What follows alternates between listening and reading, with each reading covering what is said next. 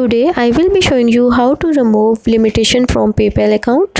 So maybe you want to do higher transactions, right? So that's why you want to remove your limitation. So let's get started. Here you can see as I am already logged into my PayPal account. To log into your PayPal account, you have to just enter your email address and password, and after that you will be logged into your PayPal account. To remove the limitation from your PayPal account, you have to go to your PayPal dashboard here. Then you have to scroll it to a little bit down.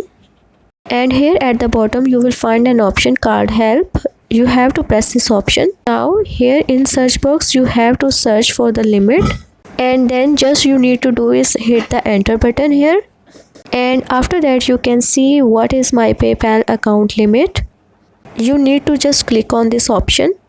And here you can read all the steps and guide for the account limitation and what you need to do to remove your limit. To remove the limit, you have just to complete all the required steps. After clicking this option, it will redirect to the menu page.